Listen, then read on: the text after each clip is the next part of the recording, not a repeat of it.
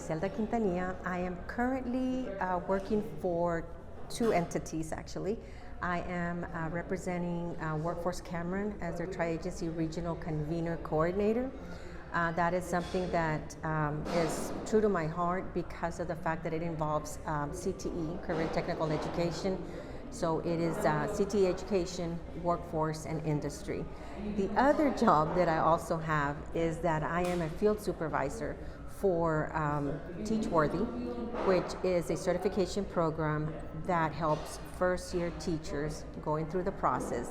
So I serve as a field supervisor, their mentor. I go and evaluate them in the classroom, coach them through their first year, and help them be successful. And now you're running for school board. And now I'm running for school board. I retired in 2020 and didn't last very long. Retirement did not last very long. It was good for about 3 months. And then I felt like that I could still contribute. So I went ahead, and this is when I started with the field supervising.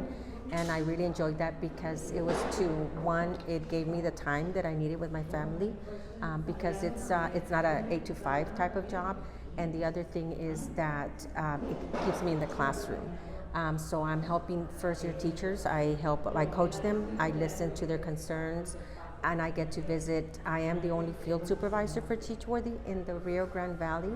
So I've had interns as far as Rio Grande all the way to Brownsville. So I get to meet all the principals, the campuses, and just learn about each district. And all of that, of course, I hope it is for my benefit. And now I'm hoping to bring all that knowledge, all that experience, plus, of course, the 29 years of education to the board and help PSJ, like they say, take it to the next level. That was going to be my next question. What are your qualifications to be on the school board?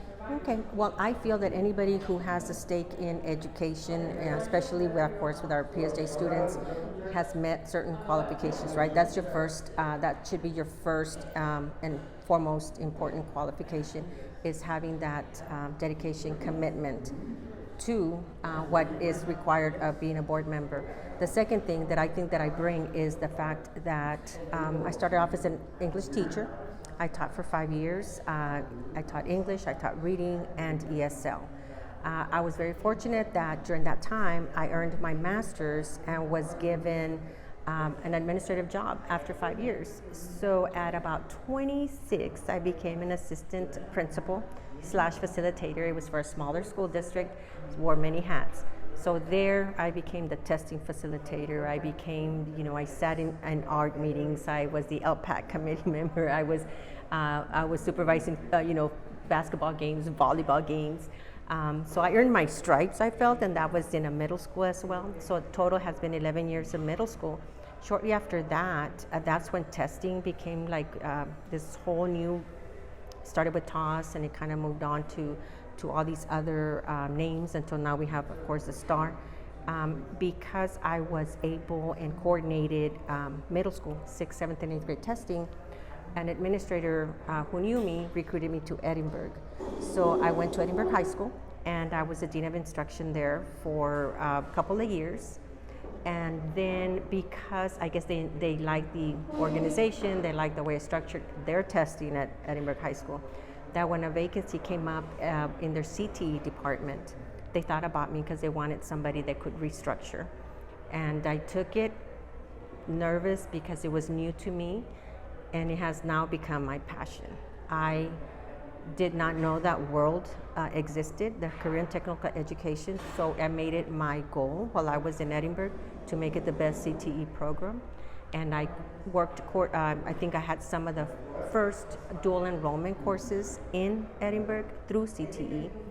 I was there for, through 2012. From then, after a personal, I guess a divorce, you kind of rethink, and you, at that moment, you decide, you come back home. So I decided to come back to FAR and took a job as the Dean of Instruction for Southwest. And somebody says, well, you went from CT director to Dean of Instruction, but you know what? that experience, you have to, if you want to know a school district, or you have to be in at a campus. You have to put in the work. So I felt that as Dean of Instruction, I got to know the teachers. I reacquainted myself with the PSJ community, purchased a home, and I worked there. And because I started my career with PSJ, and that was something that I had told myself that I wanted to retire from PSJ. And sure enough, right when COVID hit, I went ahead and kind of reassessed and realized that yes, I had spent a lot of time committed to education and the community and the school district and CTE programs, but I had not spent enough time with my own family. So when COVID came around, I kind of thought things through, and my children were now adults. And I wanted to be able to do the traveling, to go places with them, experience certain things that we had limited time when they were younger. And so I retired. And we traveled, and then after a while it was like, okay, what do I do now? So I decided to take a kind of like a part-time job as a consultant, and then that evolved into me going to certain places and still kept active in the education community. So I took a part-time job with Workforce Cameron, just helping them through a planning grant. And once I do that, then that commitment will be fulfilled, and we'll see what else happens. Why is being a member of the school board important to a community? It gives me the opportunity to give back to PSJ. This is where, when I came from Mexico, even though I was born in the United States, my mother needed help raising me, so I stayed with family in Mexico for the first 5 years of my life. So PSJ is where we came to once I had to start school, and that's a community that I grew up in. And they gave me so much, in the sense that it was a different time, in the mid 70s, but I felt that they gave me my education. They gave me the direction that I needed. Somebody who comes from, I'm a first generation American, first generation college going, high school graduate, and first generation college student. So I just want to be able to come back and identify and assist those students who may find themselves in a similar situation like me, and let them know that it can be done. And as being on the board, I want to make sure that those resources, the personnel, the facilities, that all those things, the curriculum is there to help that particular student. We have a strong college-going culture in PSJ, but as one who comes from the CTE, career and technical education, we know that there's more than one way to be successful in life. So it doesn't always have to include a 4-year college. It could be a two-year degree. It could be a certification. It could be an associate's. It could be a trade school. So I want to make sure that we open up all those doors for the students and parents of PSJ. So at the moment, Griselda, you're on the campaign trail listening to the voters. Mm-hmm. What do you hear most from the voters, from the community? What are their concerns? Well, I understand that being somebody from far, and I'm running for place 5, which is San Juan, so I understand that there may be some hesitation from some voters because they may be loyal to the gentleman agreement that they want to have representation. At the time that I threw my name into the hat, it was because there was nobody opposing place 5. So I decided that I needed to step up, because I did see, living in the district, having my son just graduated in 2020, and kind of just seeing where things were going, and hearing from my former staff some of the changes that since I have left, and have not all been to their liking. So and of course COVID, did a lot of damage to everybody, including the school districts. So I want to be able to come back and help restructure, kind of make a comeback from COVID. And I know from what I understand, Dr. Lias is doing a very good job. And as a board member, I want to be there to support him. I do want the voters that are not familiar with me, they may not be familiar with me, but I'm very familiar with PSJ. and that I welcome them to ask questions. Through this interview, I hope they get to know me and know that my heart is in the right place. I don't see, as a former school district employee, I don't see the three cities divided. To me, it's one school district, and that's how I plan to treat it.